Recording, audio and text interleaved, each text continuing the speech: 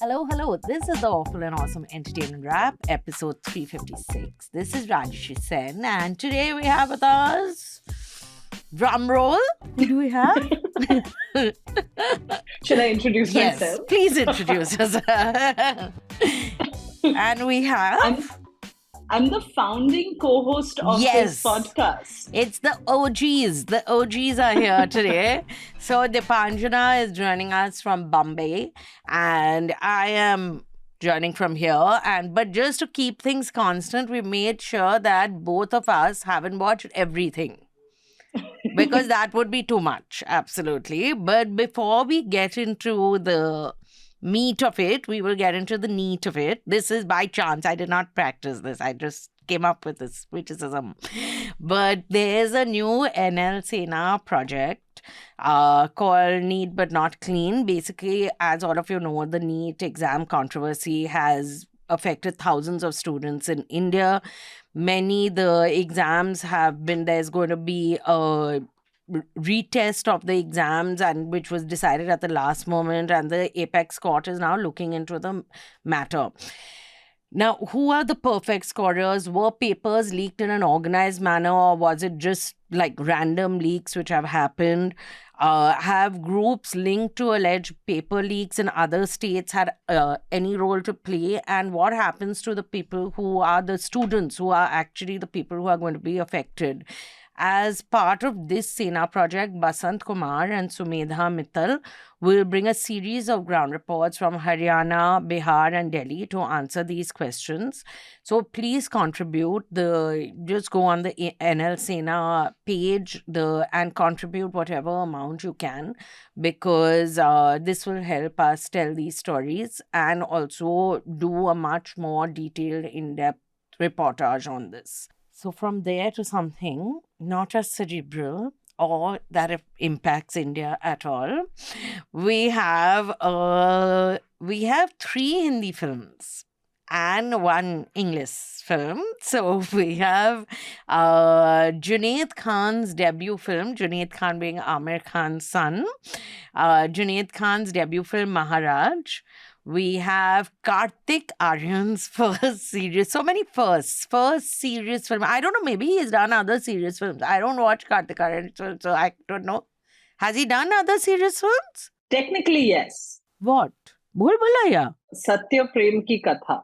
Oh, that was also, what was it? I mean, credit where credit is due.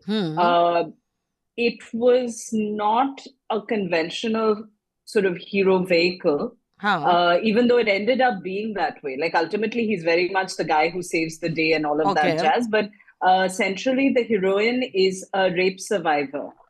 And someone who is having trouble with the idea of intimacy because of her experiences. And Kartik Aaryan played a sort of, good for nothing, useless kind of a guy. Whose only redeeming feature turns out to be that he is sensitive to this woman's feelings and also supportive of her, and doesn't really give a damn that she has the taint of rape attached to her. So it was an unusual film for a Hindi for a commercial Hindi film maker, audience, star, the whole works. And it did well. It made something like 100 crore, if I remember correctly. This is last year, and it has Kiara Advani in it. I think I see Kartik Aaryan, it falls on one blind spot, like what has happened to you with Maharaj. So we have Chandu Champion. I wish I had a blind spot. I wish.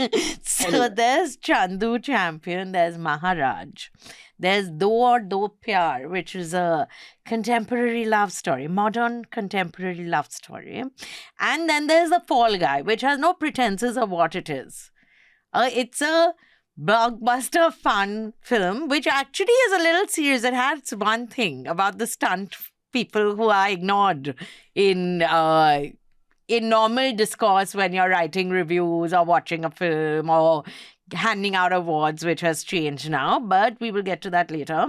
What do you want to start with, Deepanjana?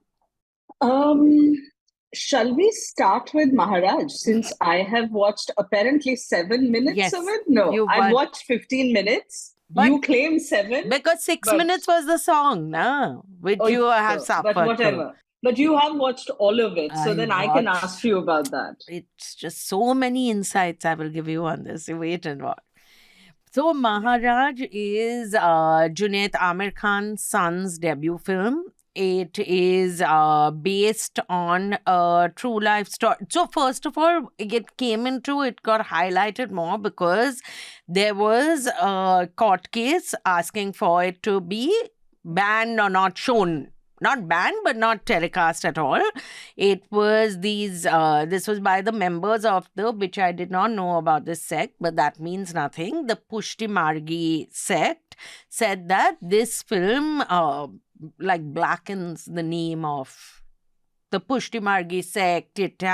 It's basically blasphemous and so on. And therefore, there was a stay on this. And it got delayed by a week. I don't think it got delayed by a little bit more than that. And in all accuracy, one must agree that the Pushti Margis do not come out looking very good in this film. At all. At all.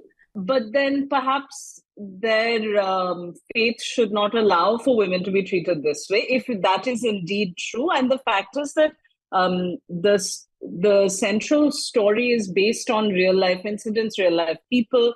This is a case that went to trial in a colonial British court in 1862. And there was a very sort of valiant effort, I believe, at that point of time. I don't know the historical case that well, but I do know that there was a valiant effort by the Pushti Margi sect's council to say that religion does not come under the control of the secular court. And that was essentially the argument that they had gone with, but the British judges basically said that that's not true. There is an individual right that is being violated in the process of the things that they were doing. So there's a legal precedence for bringing this into the secular space. Yeah. But I mean, why not try a petition, no? Yeah. It's still a democracy as far as we know. Yeah. And they did manage to stop it for at least a week. Yeah. So and it was great publicity. Like you and me, there must have been many people in the country who had no idea these guys existed. And now because of their objection, we know they exist. That, and also I have to say, while I had heard murmurs about this film, this Maharaj film, and that Junaid Khan is in it, I actually had not paid attention to which OTT it was coming. I didn't know it was an OTT film, first of all. I thought it's only on big screen. I did not know what the storyline was, and because of this controversy, I felt obliged also that I must watch this film, which almost got banned. Like, it's the way I will watch Monkey Man when it will never release in India. But I know people who have watched Monkey Man and who have said it's a little all over the place. But then just because so that's what. So because it's not being released for various reasons, political reasons, I'll watch it out of some misplaced loyalty to free speech and so on. The loyalty is well placed. It's just sad, and I've said this before as well. It's not that your loyalty is misplaced at all. Loyalty is well placed. It's just sad to champion free speech. We have to support things like this, because this is directed by Siddharth Malhotra, who is not the hot Siddharth Malhotra, who is the actor. For a second, I had got confused. I thought, wow, even Siddharth Malhotra has done something like that. But it stars Junaid Khan as Karsan Das Mulji, who was a real life journalist and social reformer. And it focuses on this 1862 Maharaja libel case which happened. And the Maharaja in question is not a Maharaja king, but a Maharaja priest, Maharaj, who is the head of this sect, who is played by Jaideep Ahlawat, who looks very his abs. And his abs. That's a different cast member altogether, because Jaideep has worked out a lot, and I am very happy to see these results, I must say. And I personally think he's a very, very good actor. I read a review which said something accurately that you have to give Jaideep Ahlawat credit for keeping a straight face while saying some of the lines that he has to say in this film, because he does it with as much enthusiasm and truth to his craft as possible, but they are such ridiculous lines. Like, he must have gone home and said, now I've had to do this also for my career, for whatever, because I can't believe that he felt there's no great acting range on display here other than Jaideep believing in the role. He looks like he believes what he is doing. So that is good acting. But he is called, which I thought was a little odd in 1862, that the Maharaj is called JJ, which is a pretty cool way of referring to, like, even Gurmeet Ram Rahim Singh is not called RR by his. I feel like that's some sort of dubbing cover up for something, I feel. But the thing is that in the long list, and again, I have to caveat this by admitting that I did not finish watching this film. I made a valiant effort and then I gave up. But in the long list of things that don't work in this film, JJ is a very small problem. Of course. You know? And the thing is, I completely agree with you. Jaideep Ahlawat is one of our most gifted actors. He can lift anything and everything. For there was a film that he and Ayushmann Khurrana did called An Action Hero. It was one of the most underrated films that have come out of this industry in recent times, because it is a spectacular film. Both actors are really good in it. But Jaideep Ahlawat is able to take such everyday tiny moments and elevate them just with his expression. Yeah, I was going to say that. Without saying a word, he is able to do that. He's one of the few actors. No, so the story, let's just give, this is set in Gujarat. There is this Maharaj who is the head of this sect. No, it's in Bombay. No, he comes from Bombay. Is it Bombay? Why are they dressed in ghagra cholis? No, Jana, they are wearing ghagra cholis. I know, but I'm pretty sure they're coming to Bombay for Okay, then you know how much of an effect this has had on me, impact. Listen, that town hall is Bombay. That's my mistake. Town hall is not Kutch. Are you sure? Okay, maybe it. I don't know. They're all Gujarati people. Maybe there's a Gujarati township. Maybe there's a Gujarati township in Bombay. I feel like when when his mother passes away or something, he moves to his uncle's house. In the beginning, they tell you. Yeah. He moves to his uncle's house with that widowed aunt of his. And that's in Bombay, I think. The setting does not matter itself at all, clearly, because it had no impact on me or on the story. But that means they had a lot of property. The Maharaj, he has a massive tank, a water tank in his, and it's a Haveli. Yeah. It's not even like a Haveli. It's like a palace almost. But there is, he is the head of this sect, and there's a ritual which happens. He chooses... or families can choose to send their daughters or wives or sisters, any female family member, to him to sleep with him. He will sleep with them, and there's a viewing gallery where people can view him having sex with this person. And it is considered a blessing to have him sleep with you, basically, to have sex with you. And this practice carries on. And Junaid Khan's fiancé is chosen to be one of these women during one festival which happens. And so all these women go voluntarily, though. No one is shown being dragged, crying or anything. They think that it's a blessing as well.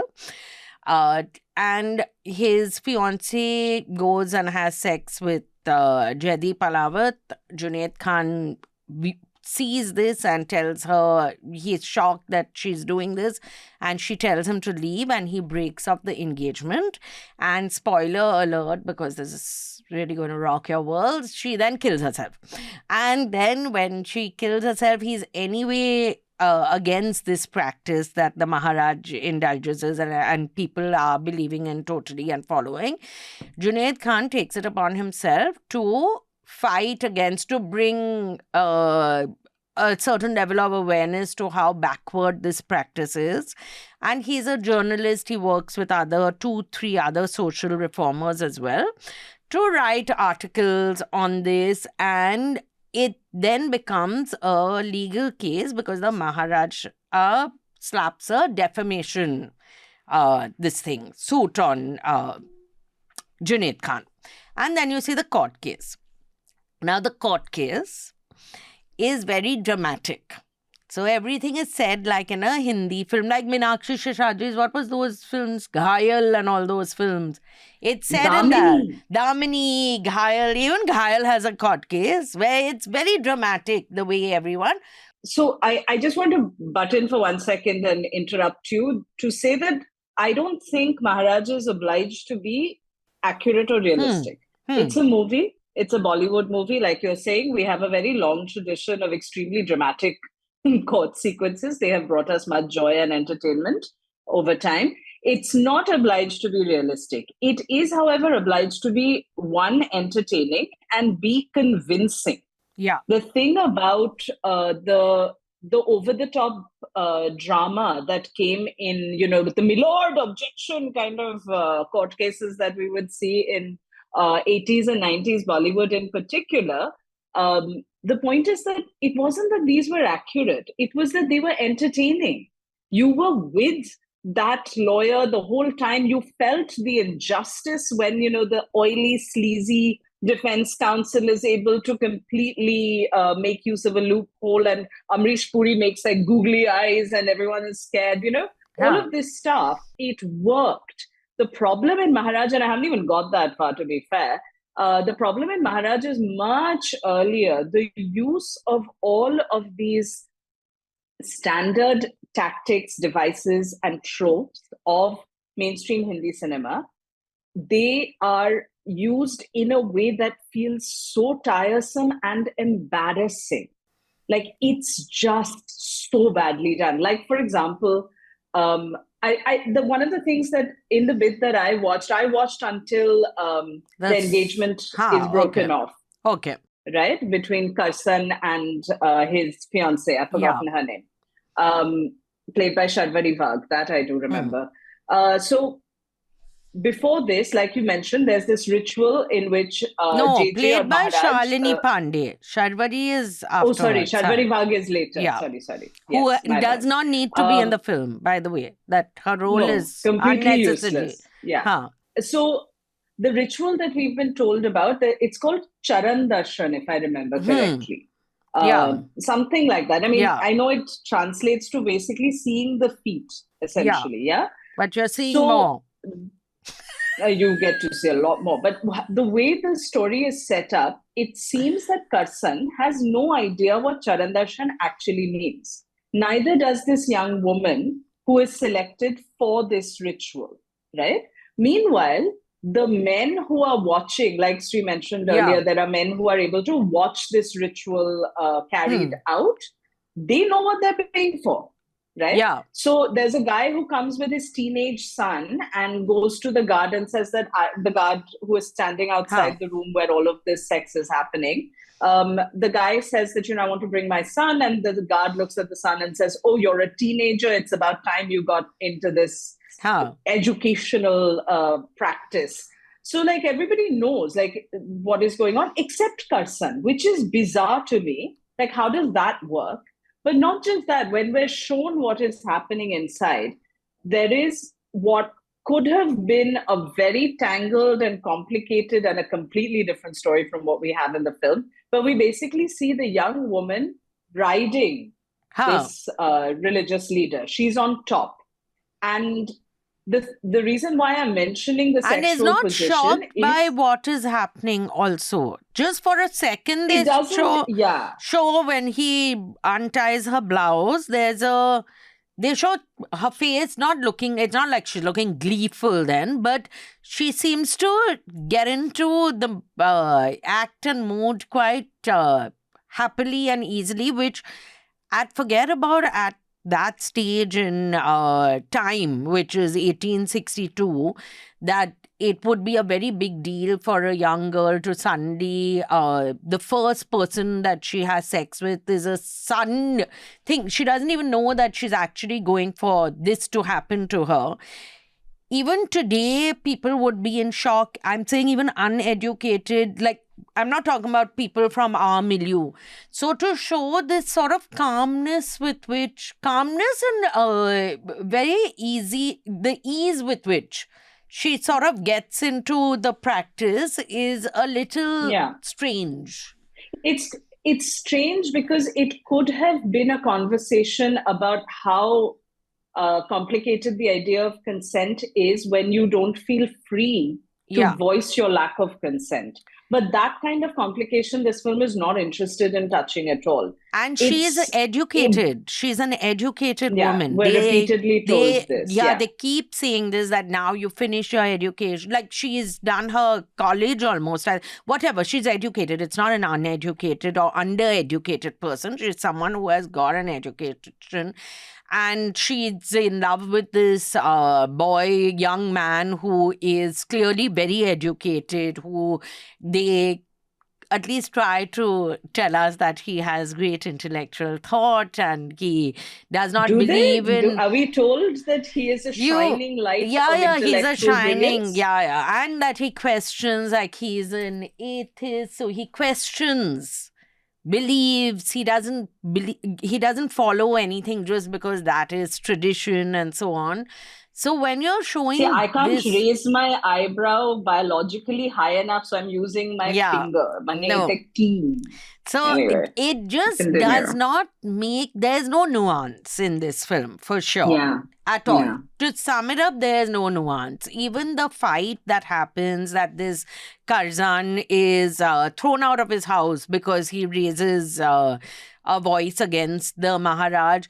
Nothing is, like, he's thrown out and he's absolutely fine. He just sets up a press and then he starts, like, it's quite cool, the entire thing. His aunt, who he loves so much, his widowed aunt, who he's always spoiled, and they show this affectionate relationship. She is the one who says you must leave the house. That trauma of the person I have always supported is the one who is telling me to leave. Anyway, there's no nuance. Then that fiance dies. Then this new girl pops up suddenly who is straight out of... She's not out of even an Aditya Chopra film or something. She is straight out of those Balaji telefilms. She's whistling and she's got this low cut, this thing. So cholis tend to be, which is why I thought they were in Gujarat. They're wearing these cholis and confusing me, na? And she plays no role.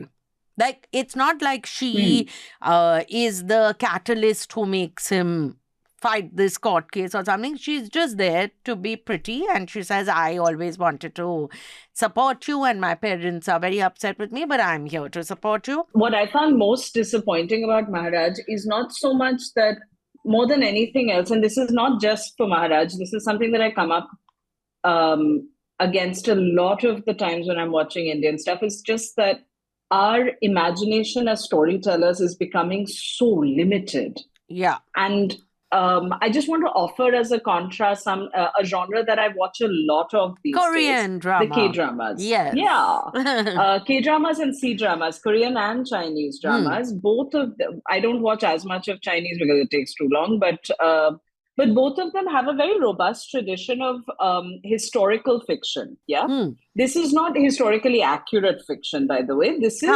history in the way that we want to see. They want to see it. It's glamorized and it's inaccurate. Women have way more rights than that society allowed at that point of time. There's like floaty, fabric going everywhere, all of that stuff. It's historically completely inaccurate, but it's set in an imagined past. And what they end up using that imagined past to do is talk about things that are of concern in the present. It's like doing good fantasy, basically, right?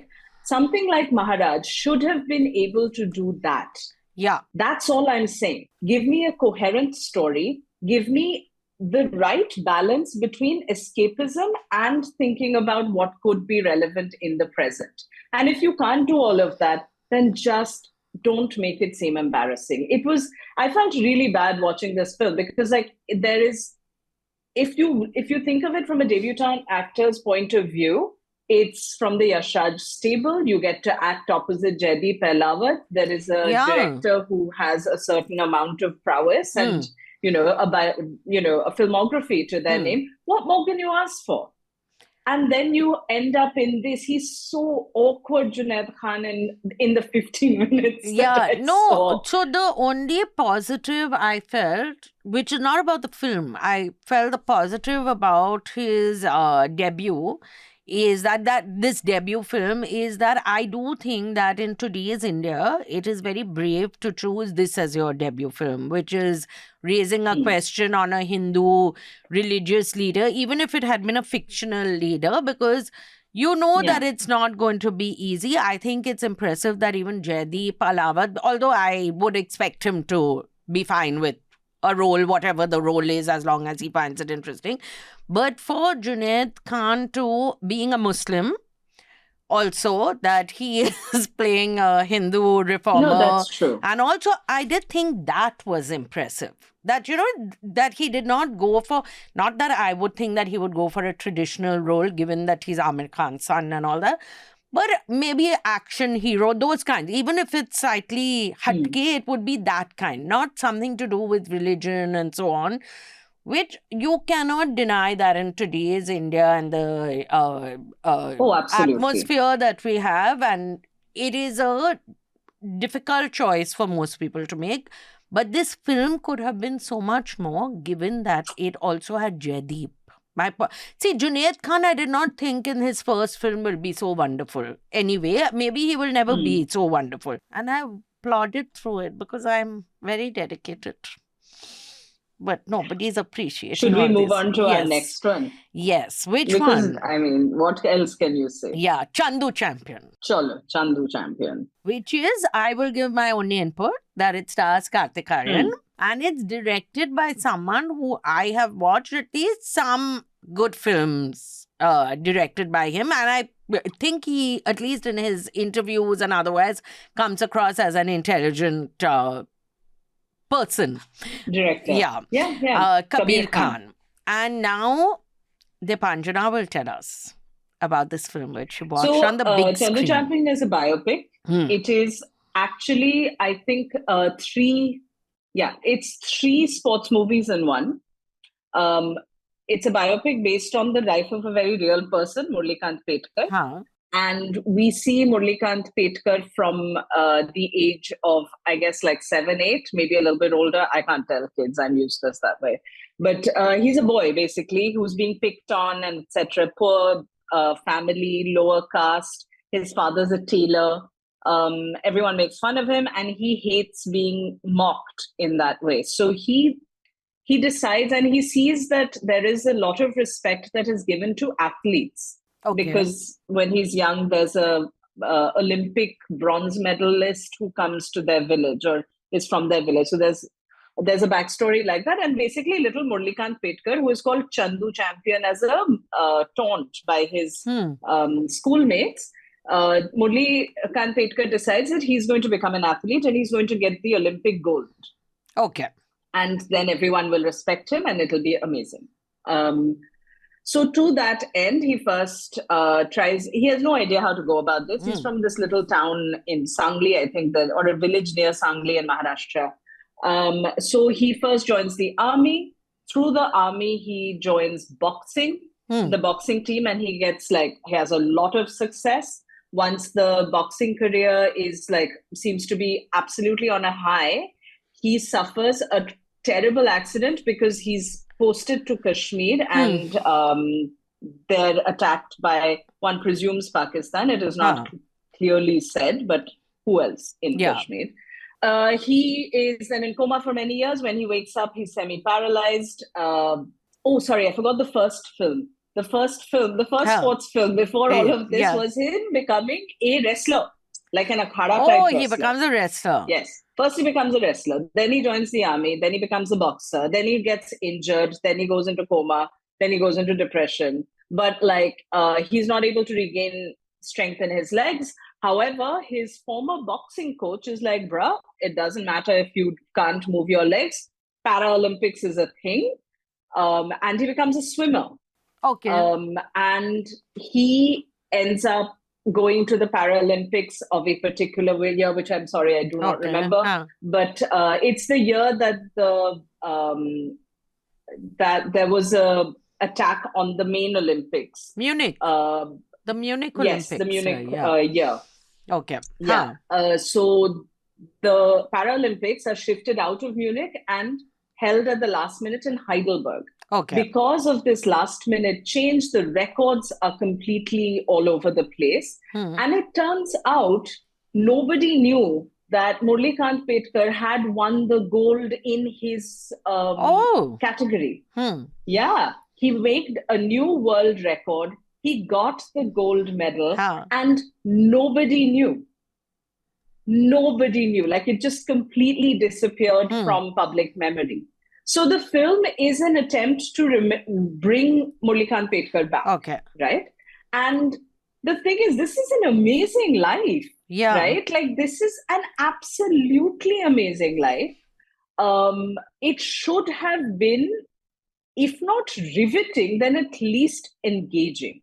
Now, Kabir Khan is a very accomplished director. One of the things that he's extremely good at doing is yanking your heartstrings so that you weep even while you're like, why am I weeping? Why exactly am I weeping?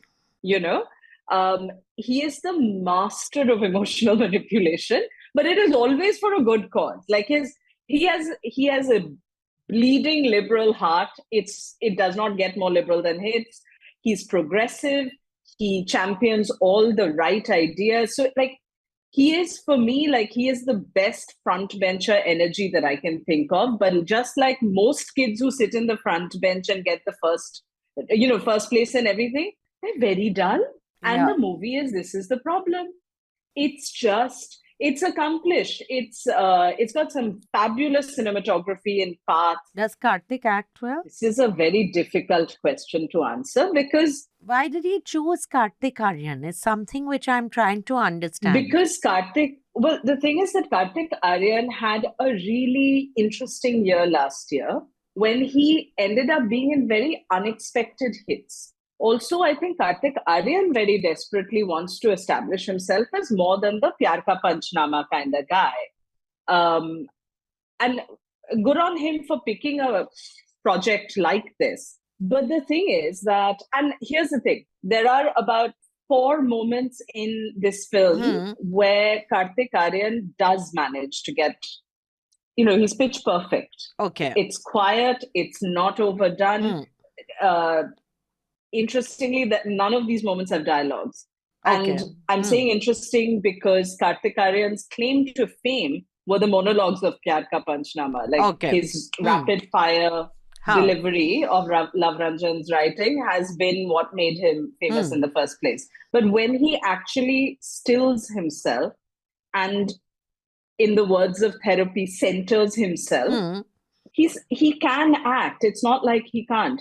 But he is definitely not mature enough as an actor yet to shoulder a film like this because there's nobody else. Like, nobody else has time. And Kabir Khan tries. Vijay Raj is in this film as the coach. And it's a lovely little role. Vijay Raj, I don't think can do a bad job. Yeah, exactly. He's always reliable. I'm not sure the name of the actors who played Karthik Aryan's mother and brother. There is no like physical resemblance at all, but those two are very good actors. Like, they really, every time they're on screen, you feel for them. They're just not on screen much. But, centrally the problem with Chandu Champion was not anything other than this should not have been a boring film. It's technically fine. There's nothing wrong with it. But the problem is that even though you're giving me 3 sports films and all the drama that comes with being the underdog participant in a contest, if you had to, if in the middle of the interval you got a call because there's some work thing that you have to attend to, you'd never feel any sense of suspense of, oh, what happened then? Yeah. So which is a Bit sad. And everybody is so good, so monotonously good that I was just like one villain, one bad guy from some that way, like odious it's street. all positive. Okay. Yeah. Maybe he They're all only very met sweet, good good people. Maybe he only met good people. But tell me, have they steered clear of song and dance in this film?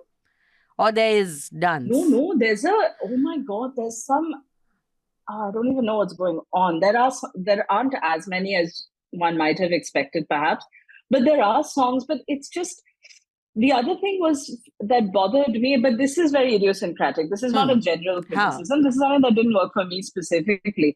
There's an over-the-top quality in this film. Like everyone exaggerates their expressions and they're humming the whole time. Yeah.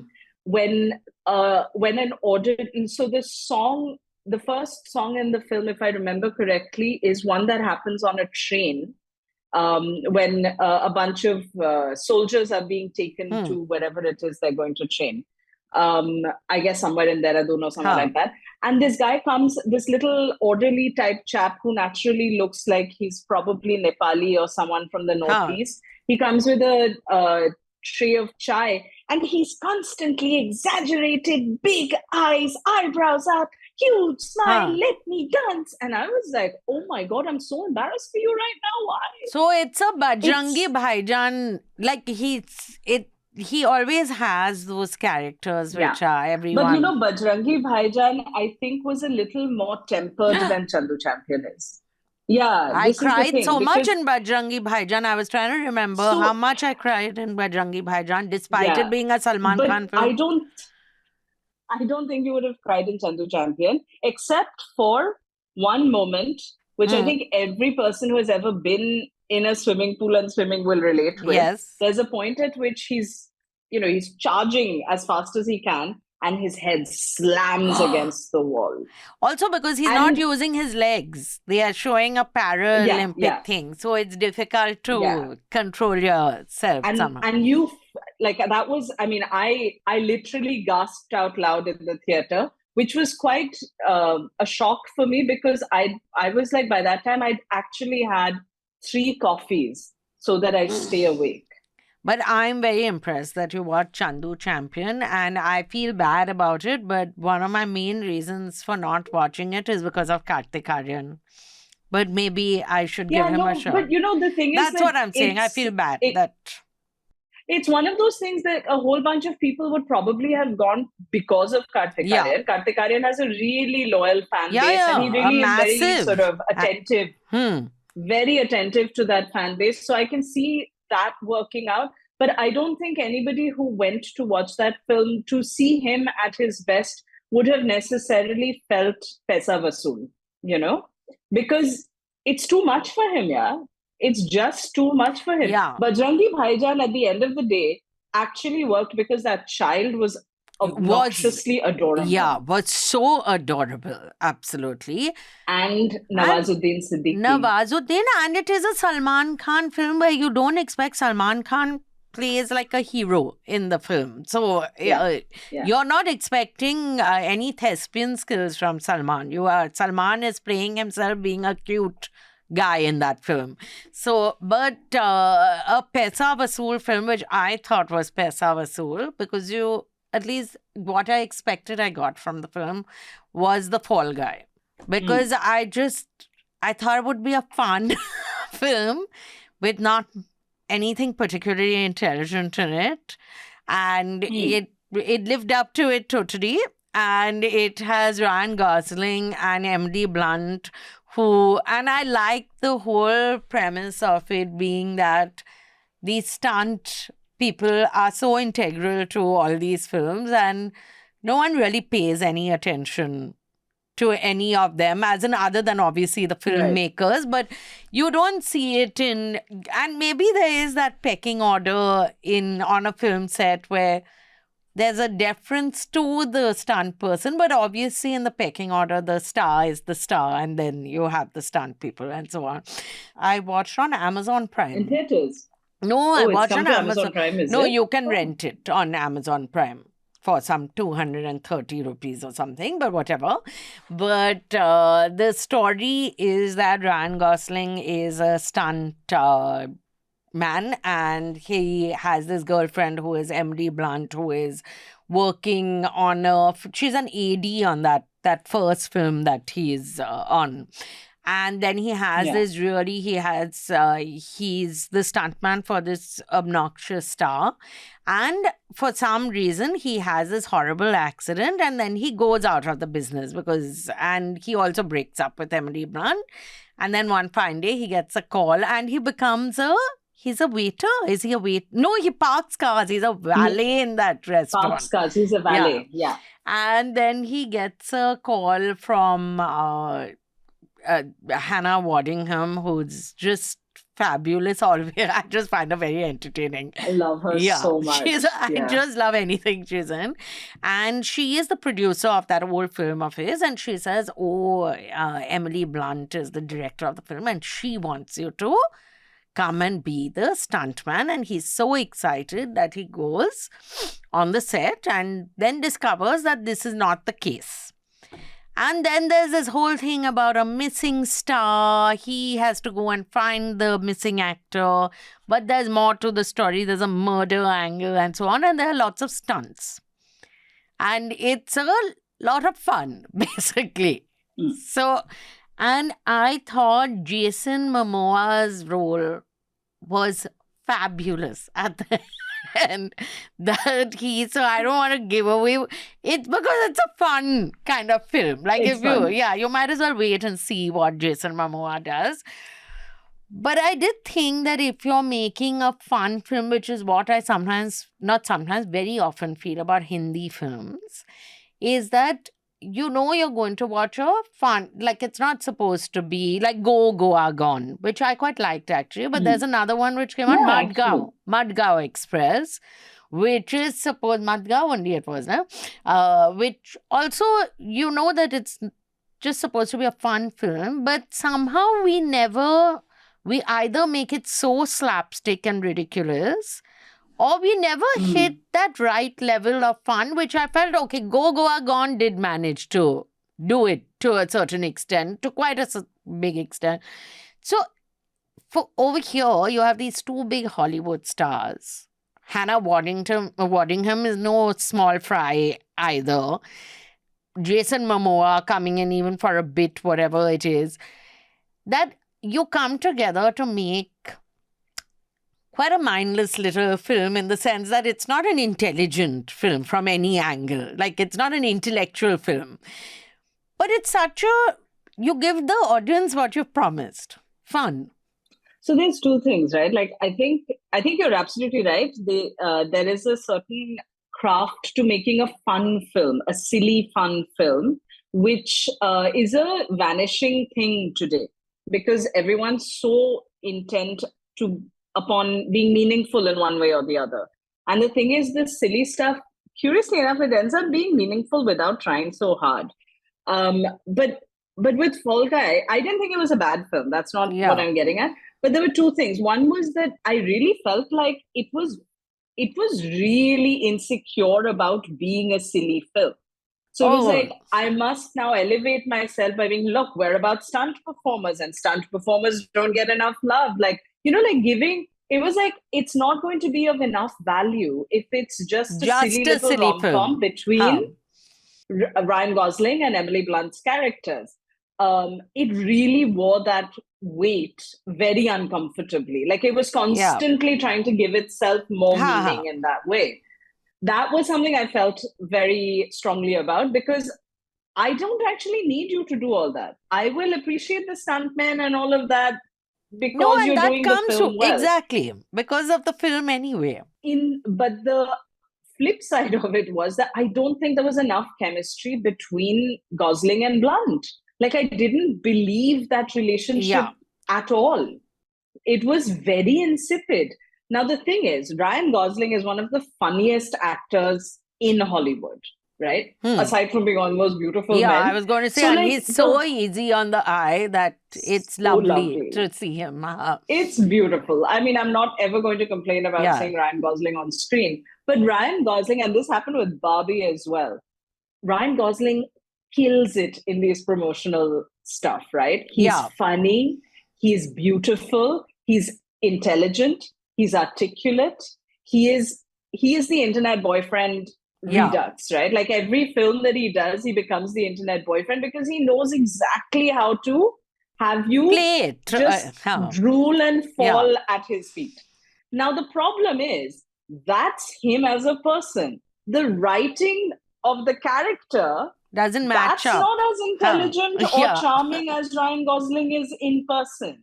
So Ryan Gosling's character is such a disappointment next to Ryan Gosling, the person, that especially if you have followed all the promotional stuff, and these days with, Instagram and things like that, it's really easy to do that. Between YouTube and Instagram, that's where all the promotional stuff are. So if you've seen all of that, for me, it was a disappointment because that energy and that crackle wasn't in the film.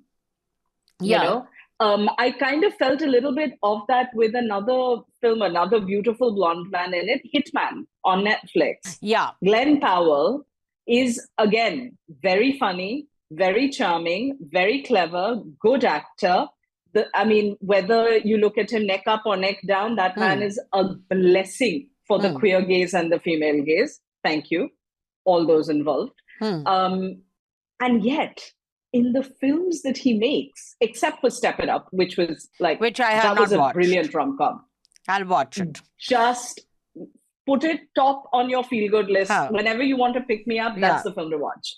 It's lovely. But I enjoyed Anyone But You. It was exactly the stupid rom-com that it meant, that it, made itself out to be. Hitman is not stupid. Hitman does have a lot more depth to it. But the person Glenn Powell, just like the person Ryan Gosling, is a lot more charismatic and a lot more effortlessly charming than the characters that he plays. So Fall Guy for me failed as a romance, and that's what it actually was. There wasn't chemistry between the two of them. The love story it just kept getting picked up at the most awkward moments. If I don't want these two beautiful people to just come together, then the romance has failed. But I think I like the stunts. I like all these. I like the way they make fun of, which is worth making fun of, the new age of all these Mad Max, all these films where there's an apocalypse and there's this hero come to save the world, and that there's a string of these kind of films. So I liked all that about it. But the romance, you don't really believe it at all, in fact. Exactly. And without that, the pivot is lost for the film. Then it's just like sequences floating all over the place. So then this is also the sort of thing that I feel is, it's a kind of film that works well in clips. So a 30-second clip, a 45-second clip, even a 90-second clip works fine. And at this point, with so many studios looking for virality rather than necessarily an box office continuity, everyone's hyper aware that a film is going to be in theaters for maximum a couple of weeks before it goes online. And you must make it bitty and quick so that fragments can be taken to create interest. This notion of long-form continuity that was basic to a film storytelling in the pre-social media age and the pre-TikTok age particularly. I think we're seeing the impact of that in this sort of writing. But speaking of romance, which we'll get to for the next film, because there's a lot of romance in it, supposedly. But I will read out one mail, because only one person has written a mail to us. Akanksha has written, "So happy that Nainika is back. Lovely episode from Abbas and Nainika as always. Keep up the good work, you all." Thanks, Akanksha, for writing in. And good of Nainika to be kind enough to step in, because all of us stepped out. But there is a new rom-com again, but on Netflix. This was on Hotstar, sorry. Do Aur Do Pyaar, which stars Vidya Balan, Pratik Gandhi, who I think is a fabulous actor, Senthil Ramamurthy, who was in which show? I've forgotten that. Heroes, and Ileana De Cruz in this film. They are the four characters. To Vidya Balan is married to Pratik Gandhi, and they've been married for 10 years. Not particularly, like, it's not like they show 25 years or something, but 10 years they've been married. For people who are 20s, in their 20s, 10 years is a long time. Yeah, for old true. Women like you and us, me, it's I'm not like, that because long. people nowadays tell me we are celebrating our 20th wedding anniversary and all. So Vidya Balan and Pratik Gandhi are living in Bombay. This time I know it was Bombay. Jana, I just wanted to know, because she was not wearing a ghagra choli and roaming around and confusing me like that. And Vidya Balan works as, what does she do? She's a dentist. And he works in his family business. He runs the factory and so on. And it's a pretty successful business. He has Japanese business partners and all delegations coming and all, and they've had a love marriage. They do not have children. They live in Bombay and Bandra, I think they stay. Like a nice part of Bombay. They have a lovely flat.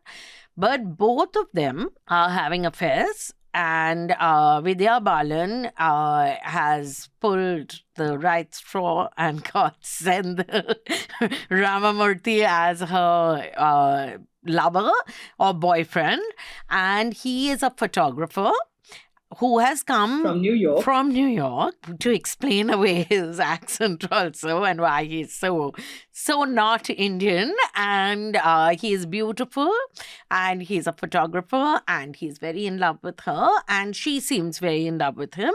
And Pratik Gandhi is seeing Ileana De Cruz, who is a budding actress, but theatre actress. I don't think like, they show the focus being theatre, and her stage name for something is Rosie. So when she messages him and all, they refer to her as Rosie. And there's a funny line in the film which I thought was quite funny, which Vidya Balan says. But it's basically about these two, like a couple who have found great happiness in the arms of other people. And then what happens?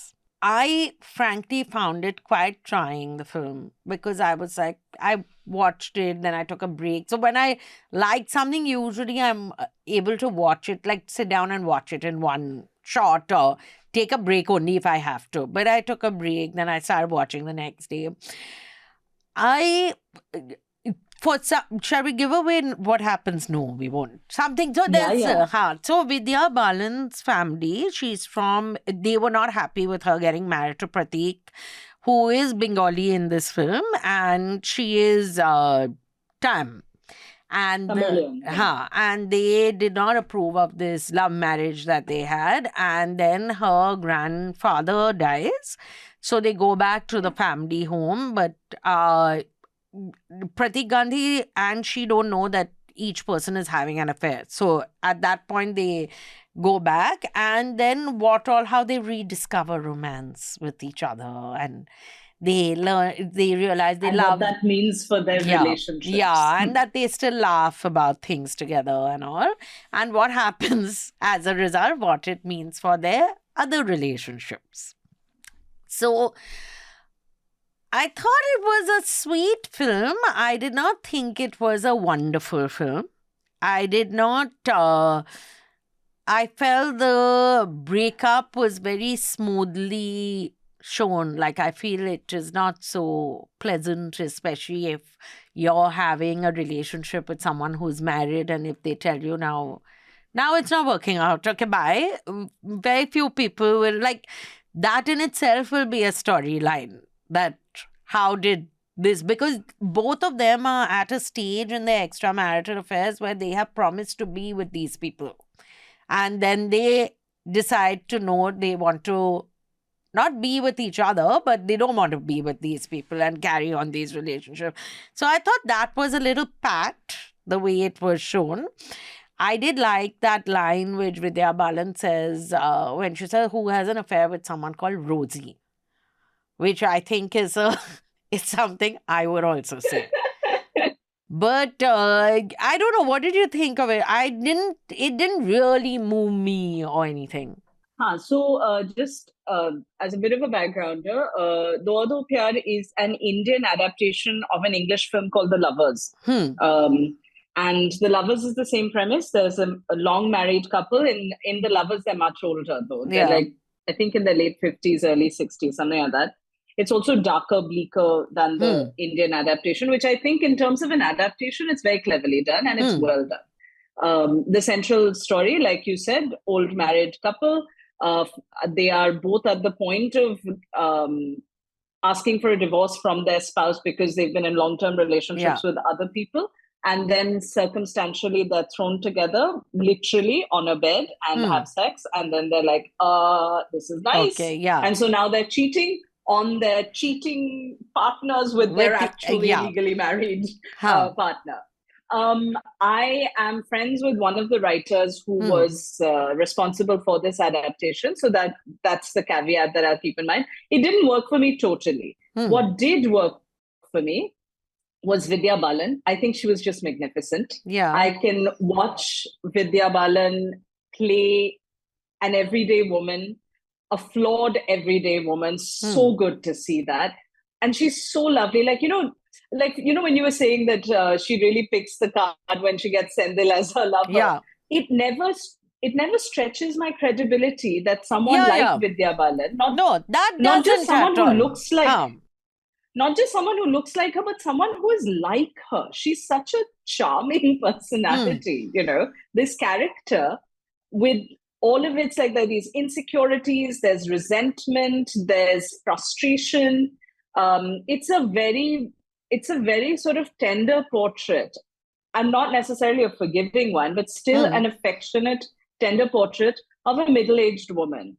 And as a middle-aged woman myself, I felt that it was really nicely done, and very nicely performed. The problem for me was more that I wanted more sequences like that scene in which Vidya and Pratik are dancing in that club in Ooty. These moments where you feel a certain kind of camaraderie because, as you and I both know, there are so many kinds of relationships that two people can have while necessarily being in one relationship, right?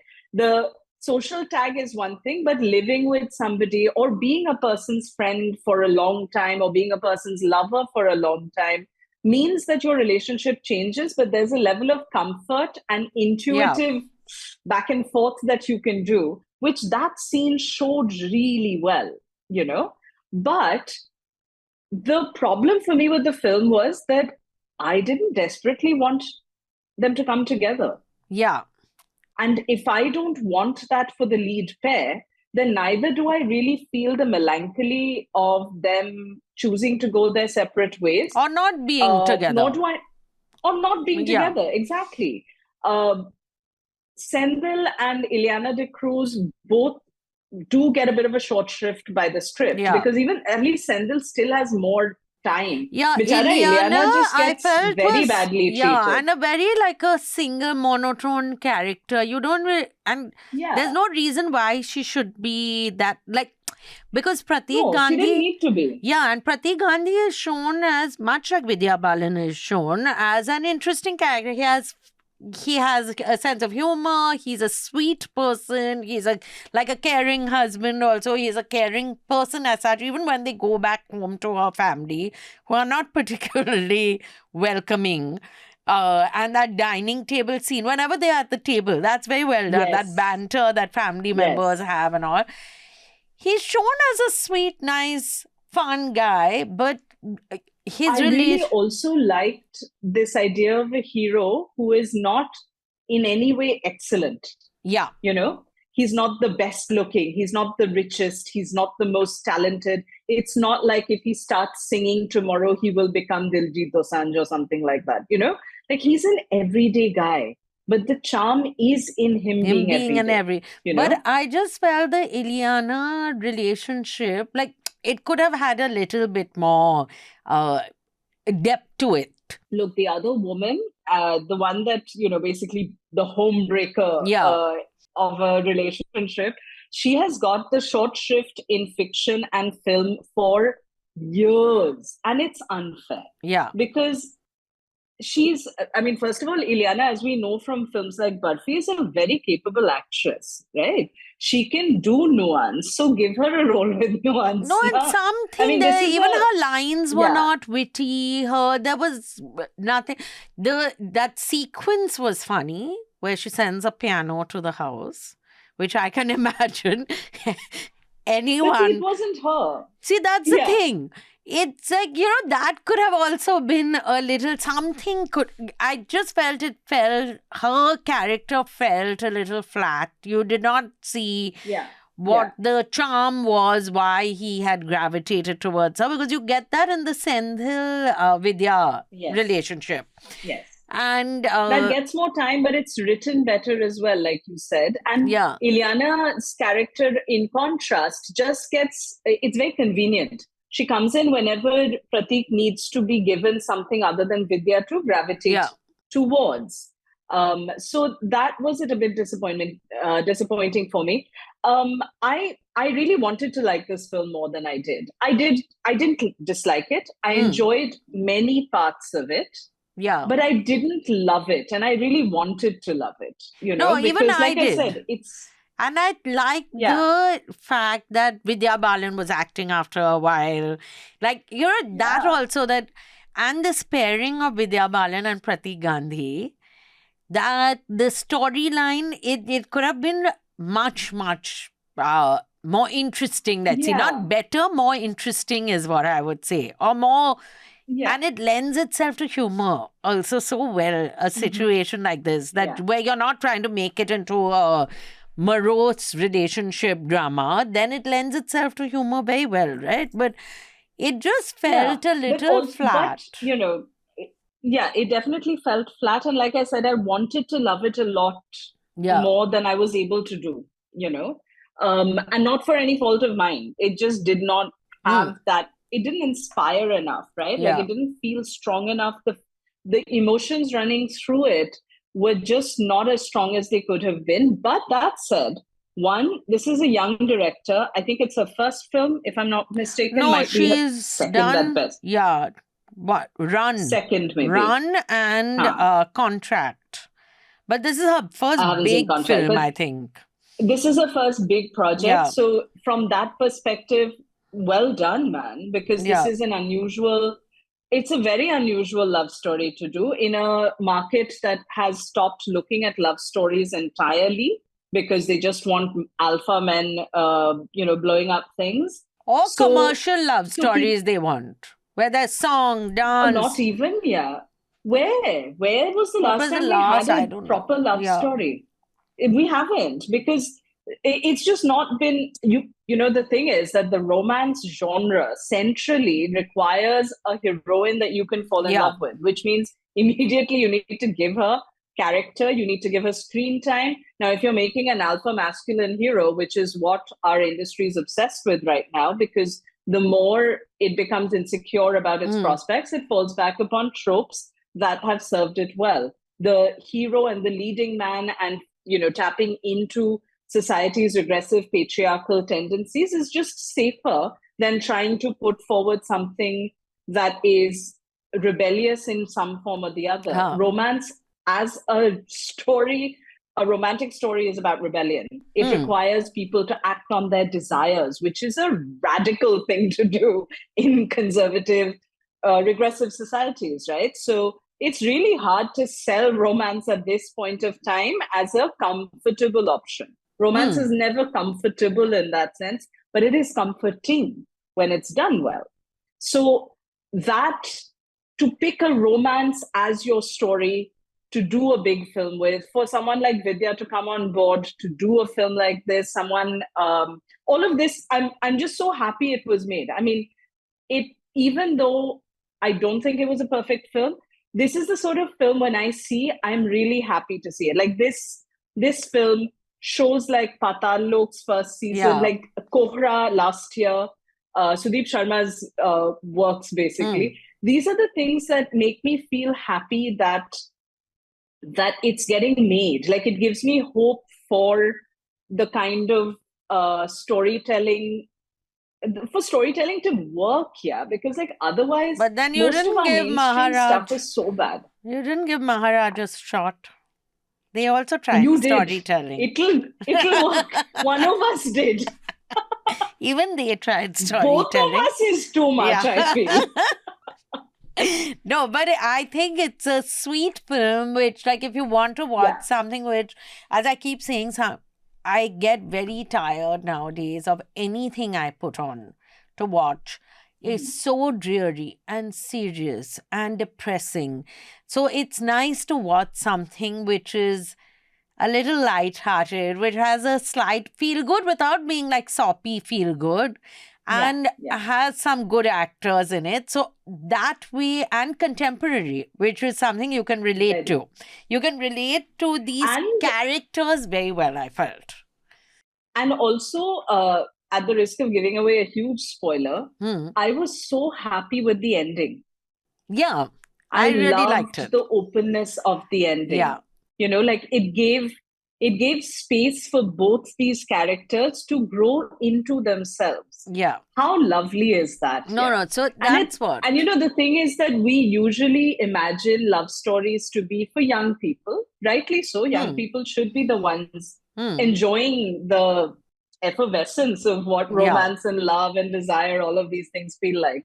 But it's also true that, you know, 45, 50, I've forgotten how old these two are supposed to be. I think they're supposed to be 40 something, because she says, she mentions that.